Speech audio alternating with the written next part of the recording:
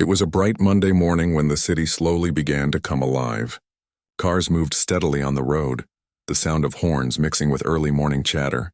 The glass doors of the car dealership shined as sunlight touched them, making the expensive cars inside look like treasures. Salespeople were already setting up their desks, making sure everything looked perfect before the manager walked in. Everyone knew how strict he was about keeping things in order. The dealership had a certain rhythm. Every person had their role and everything had to look perfect for customers. The manager, a man who took pride in his control over every detail, walked around with a sense of authority. He liked to keep the place running smoothly, and he didn't like surprises.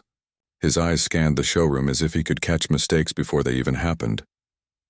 Around mid-morning, as the rush of early customers slowed down, the glass door opened again. A man walked in, tall, calm, and dressed neatly in a suit that wasn't flashy but looked good on him. His walk was steady, his eyes curious as he looked around the rows of cars. He moved slowly, observing each one with quiet interest. The receptionist gave a polite nod, but the manager, who was standing near the office door, noticed him too. Something about the man's quiet confidence caught his attention, though not in a good way.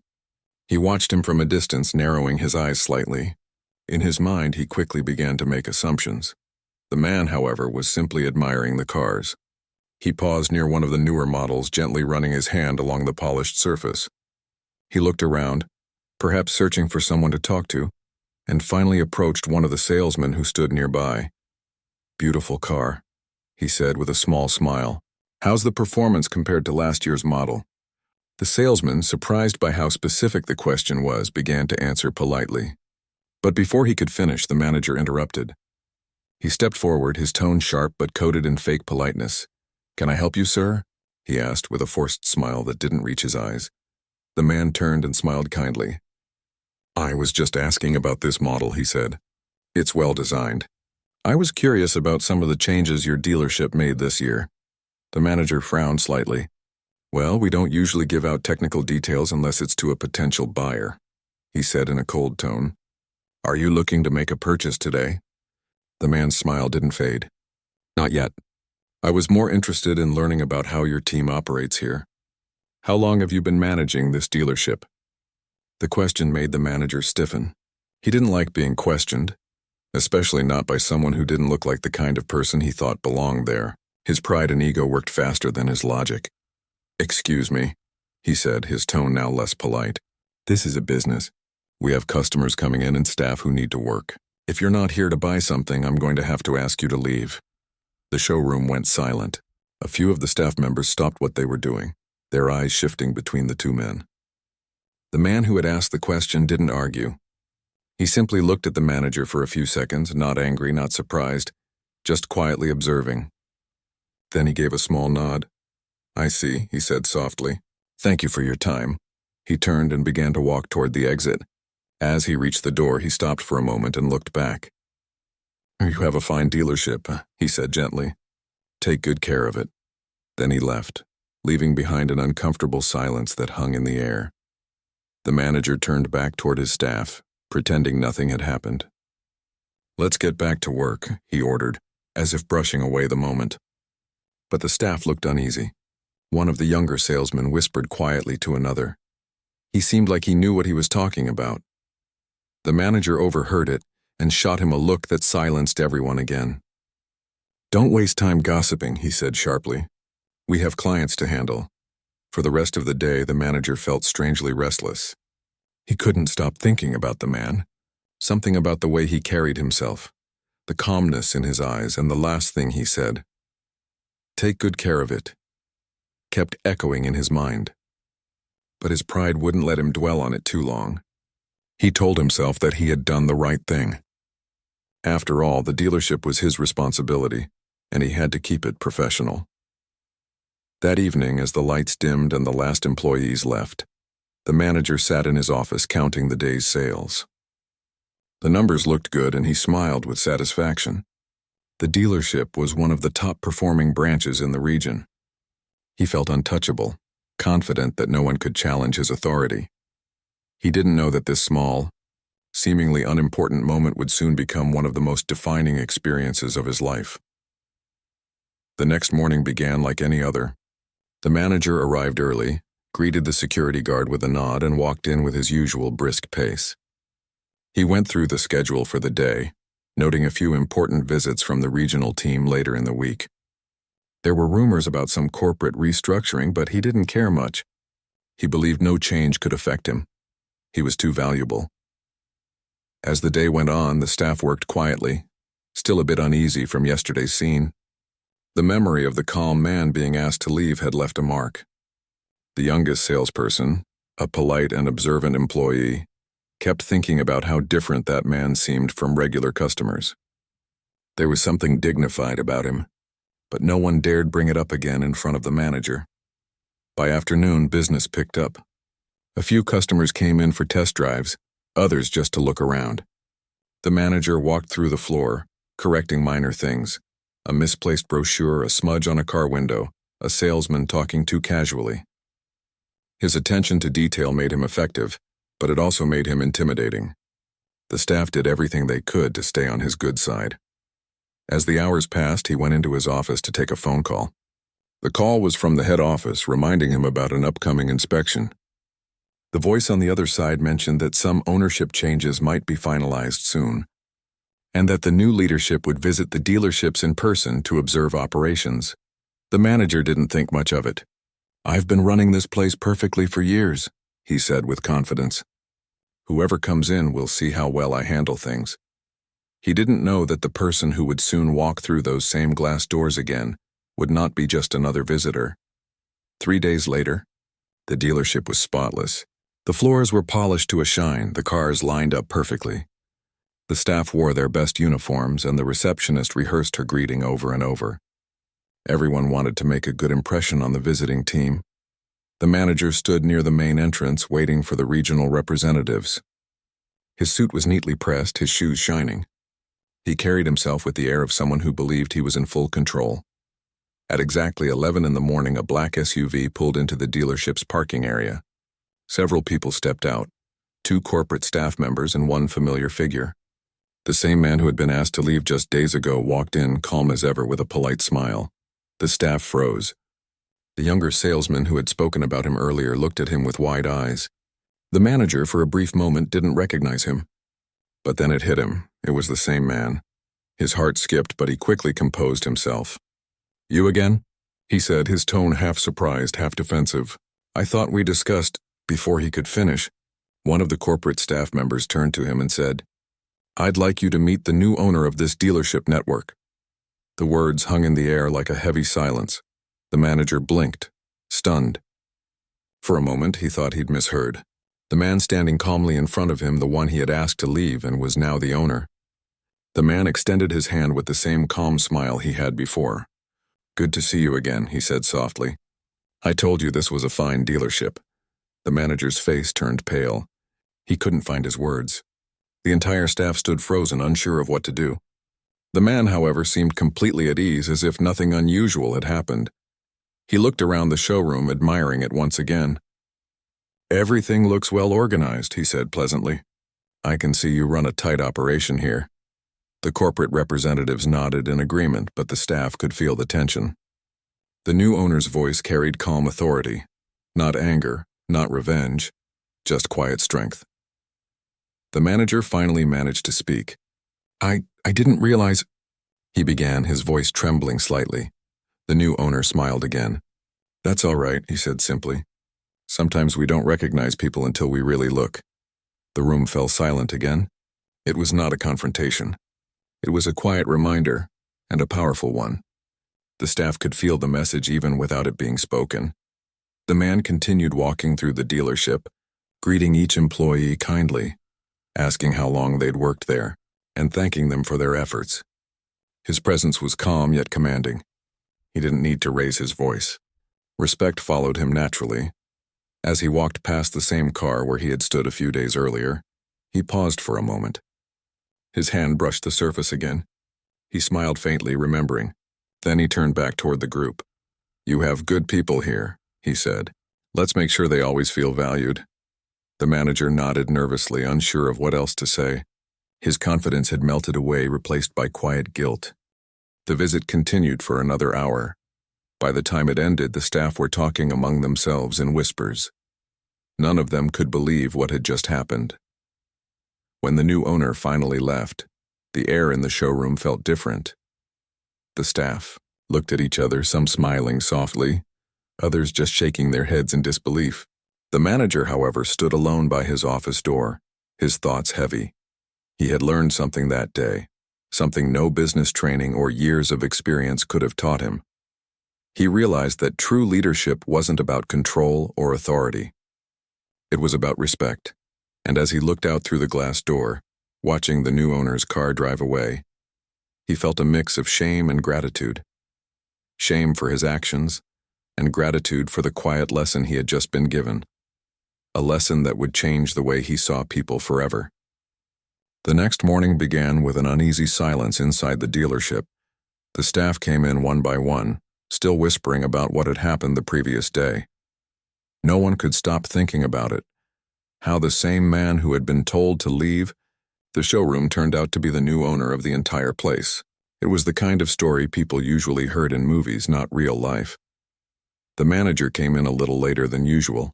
His face looked tired, and for the first time, his usual confident walk had slowed down. He didn't bark orders. He didn't frown at small mistakes. He just quietly made his way to his office. The staff exchanged looks but didn't say anything. They knew he needed time to process what had happened. Inside his office, the manager sat at his desk, staring at the same papers he had looked at every day for years.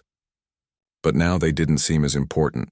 His thoughts were full of the man's calm expression, his voice, and those words. Sometimes we don't recognize people until we really look. He leaned back in his chair and sighed. For years, he had believed he knew everything about managing people. He thought success came from strict control, discipline, and authority. But yesterday, one moment had shattered that belief. Around mid-morning, the receptionist knocked on his door gently. "Sir, the new owner's assistant called," she said carefully. "They said the owner will be visiting again today, around noon." The manager nodded slowly. "Thank you," he said quietly. His voice didn't carry its usual sharpness. When she left, he sat there for a while, lost in thought. He didn't know what the owner would say or what he would do. Would he fire him? Would he humiliate him in front of the staff? The thought made his chest tighten. He had been so confident all his life, but now, for the first time, he felt nervous. At exactly noon, the black SUV pulled into the lot again. The same calm man stepped out wearing the same composed expression. There was no anger, no pride, no sign of resentment, just the same quiet strength. The manager stepped forward to greet him, his voice soft. "Good afternoon, sir," he said. "Good afternoon," the man replied politely. "I hope everything's going smoothly today." "Yes, sir," the manager said quickly. "Everything's running well. He stopped himself, unsure what else to say. The man smiled gently. "Good. Let's have a short walk around, shall we?" As they walked together through the showroom, the owner asked simple questions about sales, customer satisfaction, and how the staff were treated. The manager answered as honestly as he could. He noticed how differently the staff looked at the owner now. They admired him, not just because he owned the place, but because of how he carried himself. There was something inspiring about him, something that made everyone want to listen. When they reached the far corner of the showroom, the owner stopped near one of the luxury cars. He rested his hand lightly on the hood and looked at the manager. "You know," he began softly, "when I was asked to leave this place a few days ago, I didn't feel angry. I've faced worse before. I just felt disappointed. Not in you, but in how often people judge before they understand." The manager looked down, ashamed. "I'm truly sorry," he said quietly. "I was wrong to treat you that way. I should have listened. I should have known better." The owner gave a small nod. "Apologies are easy," he said kindly. "Change is harder. But I believe people can change when they want to." He looked around the dealership again. "This place has potential. The people here are hardworking, but I want this business to be known for more than just selling cars. I want it to be known for how it treats people." The manager nodded quickly. "Of course, sir. I'll do whatever it takes." The owner smiled faintly. "We'll see," he said. "For now, I'm not making any big changes. I want to observe how everyone works. That includes you. I believe leadership shows its real strength during quiet moments, not just when things go wrong." The manager felt a wave of relief. He wasn't being fired, not yet at least, but he also understood that he had been given a second chance and he didn't want to waste it. After the owner left, the dealership slowly went back to its rhythm, but things felt different. The staff seemed more motivated. The tension that used to hang in the air began to fade. The younger employees whispered that maybe things would finally improve around here. Later that week, the manager called a short meeting. Everyone gathered near the main floor. His tone was calm, not commanding. "I want to say something," he began. "What happened recently taught me a lesson, one that I should have learned long ago. From now on, I want this place to feel welcoming to everyone. No judgments, no assumptions, just respect." The staff nodded, some surprised by the sudden humility in his words. The receptionist, who had watched everything unfold, smiled quietly. She knew this was not the same man who once scolded people for small mistakes. Over the next few days, the manager made an effort to talk to his team more kindly. He asked about their families, helped them with customers, and even praised them for good work, something he rarely did before. People noticed. The mood inside the dealership slowly began to shift. But deep down, the manager still felt uneasy. He knew the owner was watching everything quietly, evaluating not just sales numbers, but behavior. Every small action mattered now. One afternoon, about a week later, the owner returned again, this time without his team. He walked in alone, carrying a small folder. The manager greeted him respectfully and led him to his office. "Relax," the owner said with a friendly smile as they sat down. "I didn't come for an inspection today, I just wanted to talk." The manager nodded nervously. "Of course, sir." The owner opened the folder and took out a few papers. "I was reviewing the dealership's performance over the last few months," he said. "You've done well in terms of numbers, but I also noticed something else, and a lot of employee turnover. People come and go too often. Why do you think that is?" The manager hesitated. He had never been asked such a question before. "I suppose maybe some didn't fit the system. I have high standards." The owner leaned back slightly. "High standards are good," he said. "But if people keep leaving, maybe it's not the system that's strong. Maybe it's too harsh. Sometimes leadership isn't about control. It's about trust." The words hit the manager deeply. He realized how much he had focused on control all these years, scolding, correcting, punishing, instead of leading with understanding. The owner smiled. "I believe you can do better," he said kindly. "That's why I haven't replaced you. I want to see if you can transform not just this place, but yourself." The manager felt a lump in his throat. He nodded. "I will," he said softly. "I promise." Over the next few weeks, he began to live by that promise. He watched how the owner treated people, calmly, with patience and respect, and tried to do the same. When customers walked in, he greeted them with warmth. He listened instead of assuming. He began to see people differently, not as transactions, but as individuals. The staff, seeing this change, slowly opened up more. They worked harder, smiled more often, and started to take pride in their jobs. The dealership began to feel alive again. Even customers noticed the difference. One afternoon, a couple walked in.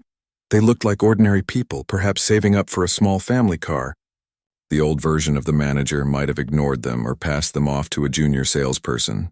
But now, he personally welcomed them. He listened carefully as they talked about their budget, their needs, and their dreams. He didn't try to push them into buying something expensive. Instead, he helped them find what truly suited them. When they left, thanking him for his kindness, he felt something he hadn't felt in years, genuine satisfaction. Not from a sale, but from doing the right thing. Later that evening, As he was locking up, the owner arrived unexpectedly. He looked around, noticing how peaceful the place felt. "It's different in here," he said with a smile. The manager nodded. "People are happier," he replied quietly. "And I think I am too." The owner gave a gentle laugh. "That's what I was hoping for." They stood there for a while in comfortable silence. Then the owner said, "You know, when I first came here, I didn't want to test anyone. I just wanted to see how people treated others when they thought no one important was watching. You showed me who you were that day. But now you're showing me who you can become." The manager swallowed hard. "Thank you," he said, his voice heavy with emotion, "for giving me a second chance." The owner nodded. "Everyone deserves one. What matters is what you do with it." That night, after the owner left, the manager stood by the glass door for a long time, looking out at the city lights. He felt lighter somehow. He realized that respect and kindness didn't make him weak. They made him stronger. Over the next few days, he worked harder than ever, not to prove himself to the owner, but to himself. He trained his staff with patience, praised them publicly, and corrected them privately. Slowly, he became the kind of leader people looked up to. Word began to spread about the dealership's new atmosphere. Customers started recommending it to others. Reviews online praised not just the cars, but the kindness of the people who worked there. One morning, as the manager walked in, he saw the younger salesman, the one who had once whispered about the man being different, training a new employee. He watched them and smiled. The cycle of learning and kindness was continuing. Later that day, he received a short message from the owner. It read, "And keep going, you're making a difference." He stared at the message for a long time, then smiled quietly. For the first time in years, he felt proud, not of his authority, but of his growth. He understood now that real success wasn't about running a perfect business. It was about creating a place where everyone felt respected. And deep inside, he knew this was only the beginning of a much bigger change. The weeks that followed brought slow but powerful changes to the dealership. The new owner had settled into his role quietly, never demanding attention or showing off his position. Instead, he walked through the showroom as though he was simply part of the team. He talked to everyone, from the cleaners to the salespeople, asking how things were going, what could be improved, and what they needed to make their work easier. The staff were still getting used to how humble he was. Most of them had never met an owner who took the time to listen to their opinions. Usually, owners appeared once or twice a year, gave a short speech, and left. But this one was different. He didn't just want to run a business he wanted to build a place where people felt proud to belong. The manager watched all of this carefully. Every day he learned something new just by observing. He saw how the owner's calmness made others relax, how his genuine interest in people's stories built trust faster than any rule ever could. It was a new kind of leadership, one that didn't rely on fear or authority but on respect. One morning, the owner arrived earlier than usual. He called the manager into his office and asked him to sit down. "I've been thinking," the owner said. "This dealership is doing well, but numbers aren't everything. I want to focus on people, our customers, our team, and our community." The manager nodded slowly. "That sounds good," he said. "What do you have in mind?" "I want to make this dealership a place that gives back," the owner explained. "I grew up in this city. I know how many people dream of better things but never get the chance. We can help in small ways: charity drives, free car maintenance for low-income families, training programs for young people who want to learn the trade." The manager listened carefully. These were ideas he had never considered before. For years, his focus had been on sales and performance reports, but now he realized the business could be more than that. It could have a purpose. "I like that," the manager said finally. "It'll give everyone here something to be proud of." The owner smiled. "Exactly. When people work for a purpose, they don't just earn, they grow." Over the next few weeks, small initiatives began to take shape. The dealership organized a local charity event, offering free car checkups and oil changes for single parents and elderly drivers. The staff volunteered eagerly. The energy in the place was different now, lighter, happier, filled with laughter and teamwork. Customers noticed the change too. During one of these events, the manager found himself working side by side with the technicians, helping with simple tasks. He wasn't afraid to get his hands dirty. The younger staff were surprised to see this side of him. The same man who once stood behind glass walls now standing next to them, greeting visitors and even helping carry tools. The owner walked by and smiled. "You look better out here than in the office," he joked softly. The manager laughed. "Maybe you're right," he replied. "Feels good to be part of something real." By the end of the event, they had serviced dozens of cars, handed out refreshments, and met many grateful people. When the last customer left, the manager looked around at the tired but smiling faces of his team. He realized how proud he was of them, not for selling cars but for helping others. That night, as he was closing up, he saw the owner standing outside, looking at the dealership sign glowing in the dark. "It's more than just a business now," the manager said quietly, walking up beside him. The owner nodded. "That's the goal," he replied. "When people remember this place, I want them to remember how they were treated, not just what they bought." The words stayed with the manager. He thought about them all night. A few days later, the owner called another meeting. Everyone gathered in the showroom. The air was filled with anticipation. The owner began speaking in his usual calm tone. "I want to thank each of you," he said. "You've worked hard to turn this dealership into something special. But we're not done yet. I want to take things a step further." He paused and looked around at the group. "We're going to start a mentorship program. Each senior employee will guide one new or younger worker, not just in job skills but in attitude, communication, and personal growth. I want this place to become a school for life, not just work." The team clapped softly, impressed by the idea. The manager smiled, thinking how much had changed in such a short time. After the meeting, the manager approached the owner. "You're really building something amazing here," he said. The owner smiled. "I'm not building it alone," he replied. "You're part of it too. Remember, leadership is about influence, and you've started to influence people in the right way." The manager felt a quiet warmth inside. It was strange how someone's faith in you could make you believe in yourself again. Over the following months, the dealership truly began to transform. Employees arrived early, motivated and smiling. Customers walked in and were greeted not with rehearsed lines, but with genuine warmth. The place had become more than a showroom. It was a community. One afternoon, a man walked in wearing a worn-out jacket. He looked uncomfortable, almost hesitant to step too far inside. The receptionist greeted him kindly and asked how she could help. The man explained that his car had broken down, and he needed a small part, but he couldn't afford the full price. The manager overheard the conversation and came over. The old him might have turned the man away or told him to come back when he had enough money, but not now. He smiled warmly and said, "Don't worry. We'll take care of it." The man's eyes widened. "Really?" "Yes," the manager said. "You've been through enough trouble.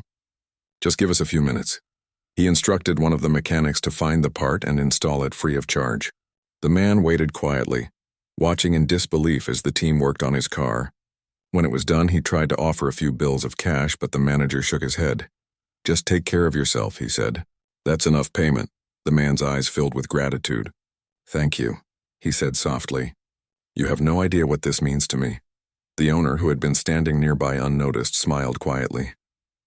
Later, when everyone had gone, he approached the manager. "I saw what you did today," he said. The manager shrugged modestly. "It was nothing. It was everything," the owner replied. "That's what I meant when I said this place should be known for how it treats people." The manager looked at him and smiled. "You were right," he said. "Respect really is free, and it's the best thing you can give." The owner nodded approvingly. "I'm proud of how far you've come."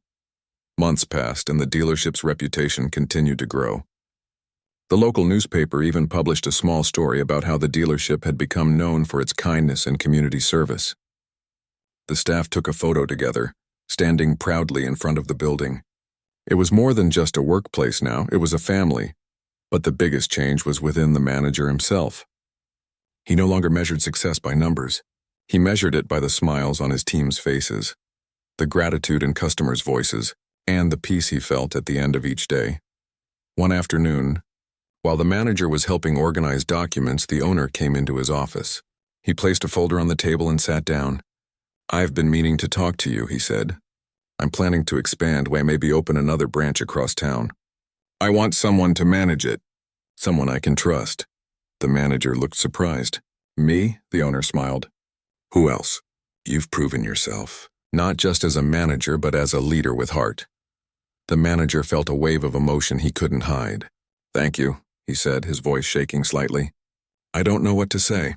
Say yes, the owner said with a grin. We'll build it together. The manager nodded, unable to stop smiling. For the first time in his career, he didn't feel like just an employee. He felt like a partner, a believer in something greater. That night, he stood outside the dealership again, looking at the lights reflecting off the cars. He remembered the first day he met the owner, how he had treated him unfairly, how blind pride had clouded his judgment. And now, standing there, he felt thankful that life had given him a chance to change. He whispered to himself, we don't always get second chances, but when we do, we better make them count. In the following weeks, he worked closely with the owner to plan the new branch. They picked the location, designed the layout, and even interviewed potential staff together. The owner trusted his instincts completely. During one of those planning meetings, the owner said something the manager would never forget. You know, he said, smiling, people often think business is about profit, but it's really about purpose. When you find your purpose, profit follows naturally. The manager nodded. You've taught me that, he said, and I'll never forget it. As the months rolled on, the dealership's success story spread across the city. People talked about how it wasn't just a place to buy cars. It was a place built on respect, kindness, and trust. And whenever someone asked how it all started, the owner would just smile and say, with one mistake, and the courage to fix it. The manager knew exactly what he meant. He had learned that true leadership wasn't about power, titles, or authority. It was about humility, understanding, and the willingness to grow, and he carried that lesson with him every single day. The opening of the new branch became the talk of the town. It wasn't just another car dealership. It carried a story, a reputation built on kindness and honesty. People had heard how the team treated customers like family, and they wanted to see it for themselves. The manager was now in charge of the new branch. On the first morning, he arrived early before anyone else. The building still smelled of fresh paint, and the sunlight glowed softly through the wide glass windows. He stood quietly for a moment, taking it all in. This place represented more than success. It represented growth, forgiveness, and a fresh start. He ran his hand across one of the desks and smiled. Let's make this a place people remember, he said softly to himself. As the staff started arriving, he greeted each one personally. Many of them were young and nervous, just starting their careers. He could see in their eyes the same fear and uncertainty he once had. So he made it his mission to make them feel safe, valued, and proud. During the first staff meeting, he stood in front of them and said, I don't want you to just sell cars. I want you to build trust. Every customer who walks in should leave feeling respected, even if they don't buy anything. That's what makes us different. His words were simple, but they carried meaning. The team nodded, inspired. The first few days were busy. People from nearby neighborhoods came to check out the new place. Some came to buy, some just to look, and some just wanted to meet the team they had read about in the newspaper. One elderly man came in holding a small photo album. When the manager greeted him, the man smiled and said, I read about your dealership in the paper. I just came to say thank you for what you did for the community. The manager looked surprised. You came all this way just to say that? Yes, the man said, opening the album. Inside were pictures of his grandchildren standing beside their old car. Last year, one of your mechanics fixed this for free. I'll never forget that kindness. The manager felt a lump in his throat. That means a lot, he said softly. Thank you for coming. Moments like that reminded him why he loved his job now. It wasn't about cars anymore. It was about people, their stories, their struggles, their gratitude. As weeks turned into months, the new branch started thriving. The staff had grown close like a family. They celebrated small wins together, supported each other during hard days, and even shared lunches around one big table. The owner visited often, not as a boss, but as a mentor.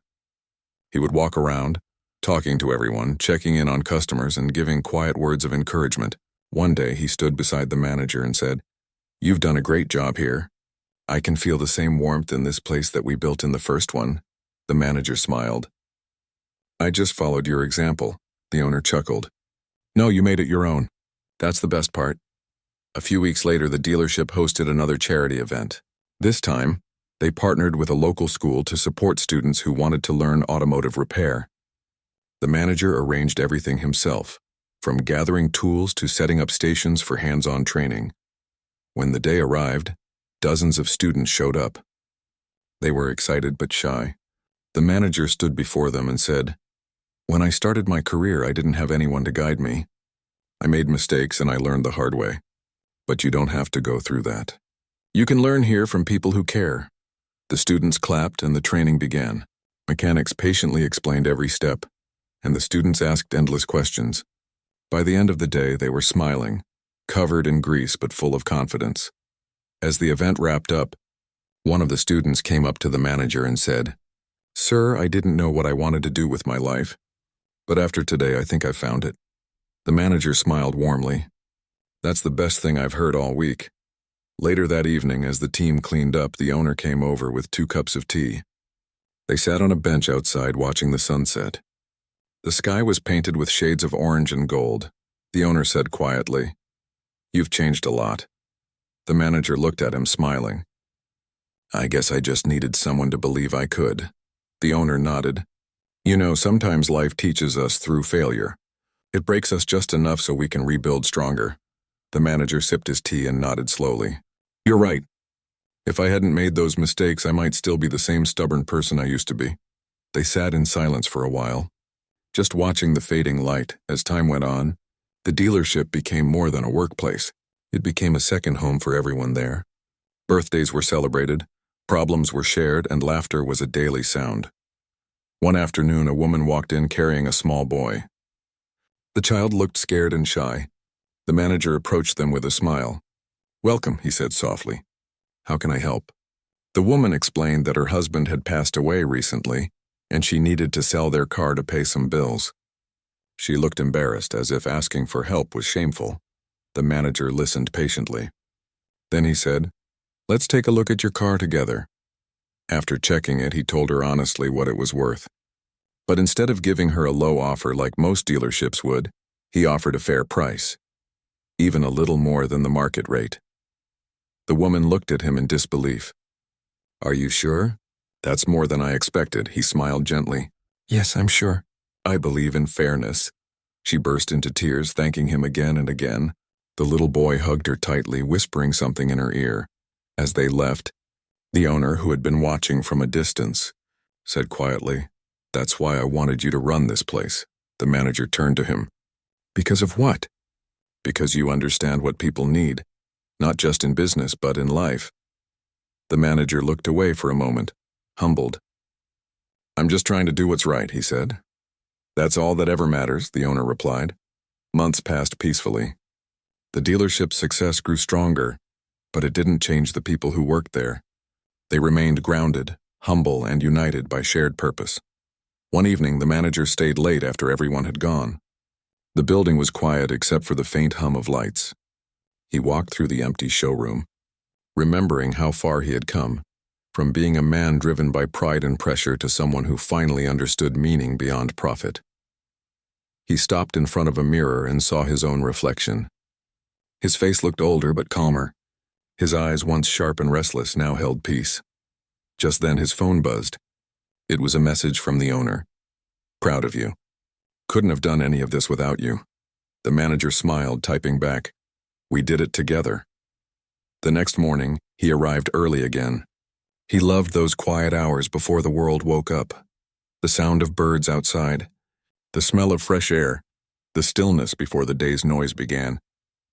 As he looked out the window, he thought about everything that had happened, the mistakes, the lessons, the forgiveness, the growth. Every piece had led to this moment.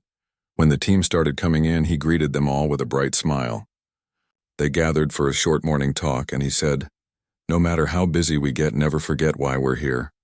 Every car, every sale, every service, and it's not just business. It's a chance to make someone's day better. That's what makes us different." Everyone clapped softly. They meant it. A few days later, the dealership received a letter from a local community center. It was a thank you note for their contributions to the training program. Inside the envelope was a drawing made by one of the children, a colorful picture of cars, smiling faces in the dealership's building. At the bottom, the child had written, "Thank you for helping people." The manager pinned the drawing to the office wall. It reminded him every day that kindness was the real engine that kept everything running. As time went on, he began mentoring others the same way he had been mentored. He told them stories about patience, honesty, and humility. And whenever someone asked how he managed to stay so calm, he would smile and say, "Because I've already been where you are. I know how it feels to fall, and I know how it feels to rise again." One rainy afternoon, the owner visited the dealership unexpectedly. He walked in quietly, dripping from the rain, and stood watching the team. The atmosphere was warm, employees helping customers, laughing, sharing umbrellas outside. It was exactly what he had dreamed of.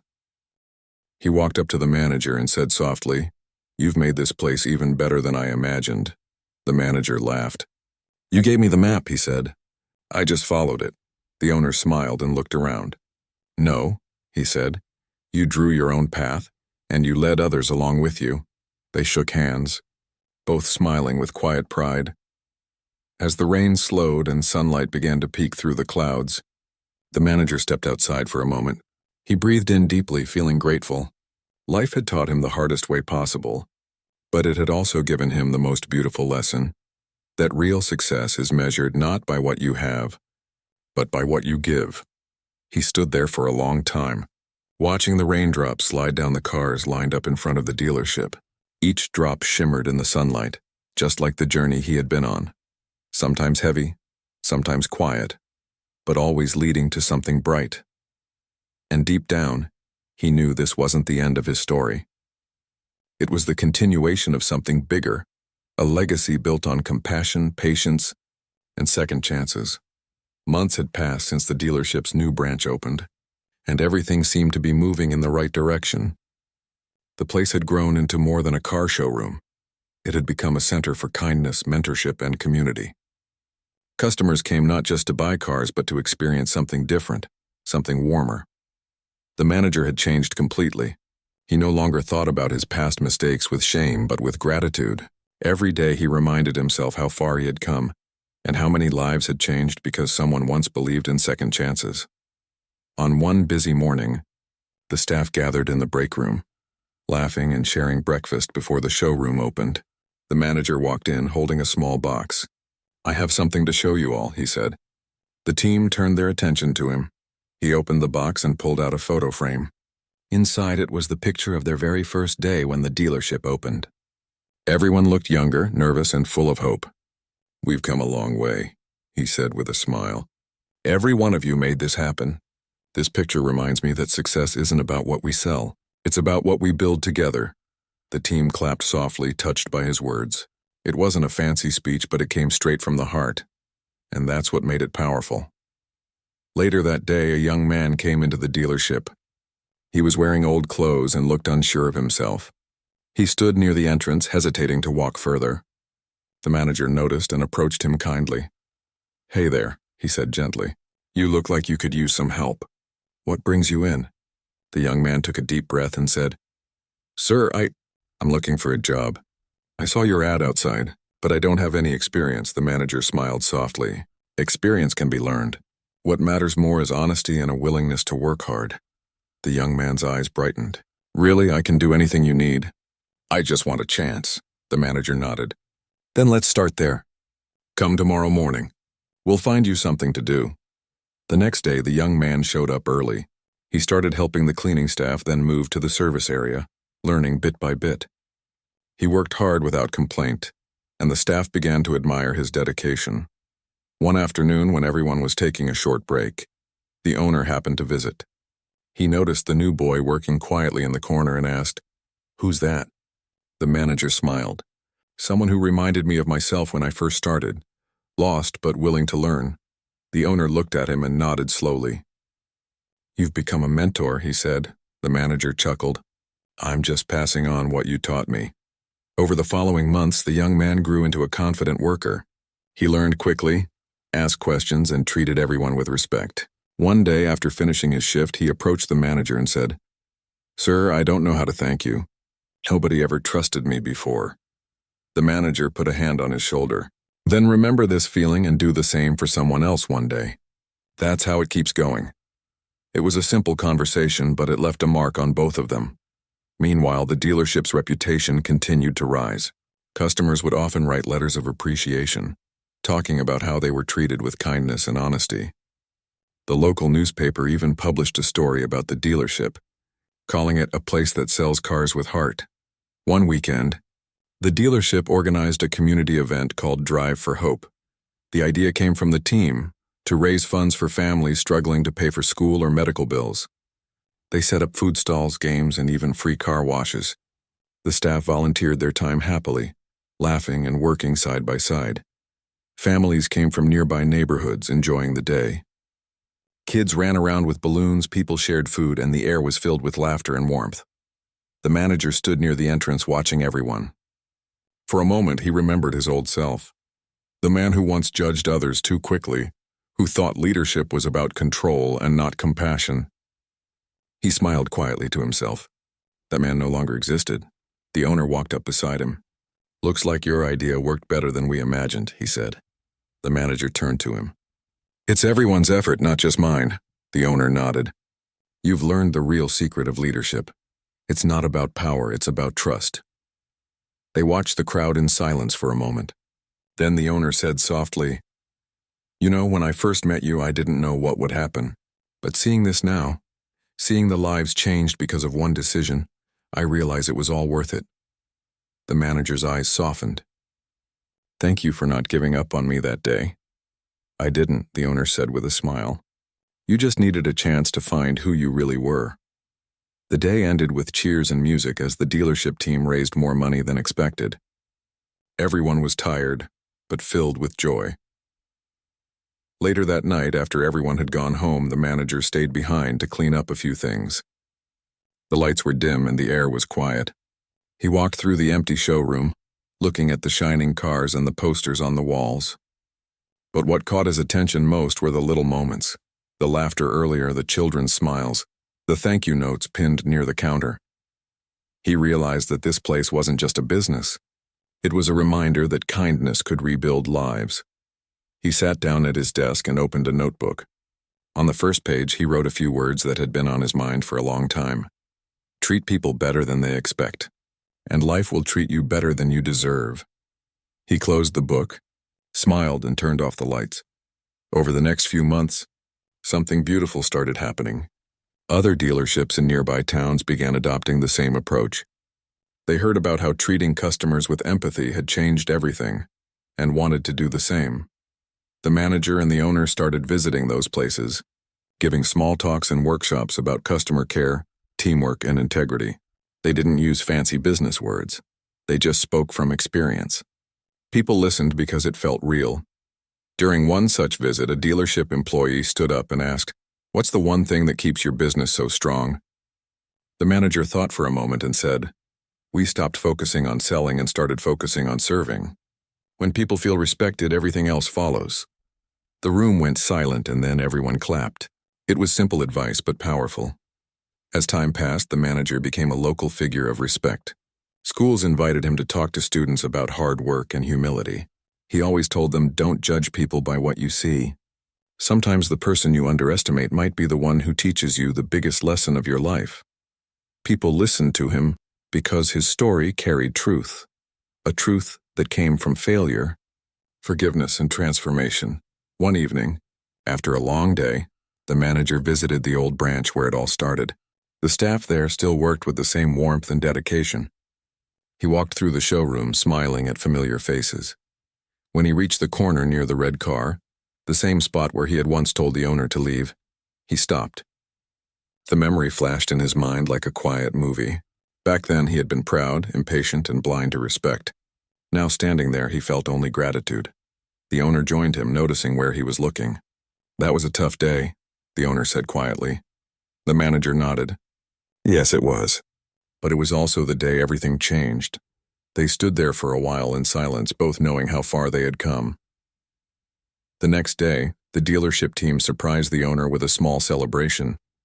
They called it Appreciation Day. There were no fancy decorations, just laughter, music, and homemade food. The manager gave a short speech. He said, "I don't have the right words to describe what this journey has meant. But I know one thing. We built something that goes beyond cars, beyond sales. We built a family, a place where everyone belongs." Everyone clapped, and a few even wiped their eyes. The owner smiled, touched by the sincerity in the room. As the celebration continued, the manager looked around at his team, people from different walks of life, laughing together like old friends. He thought about how once, years ago, he had looked at people and only seen differences. Now he saw nothing but unity. When the evening ended and everyone began to leave, the owner walked over and said, "You've done well. This story, our story, it's going to inspire a lot of people.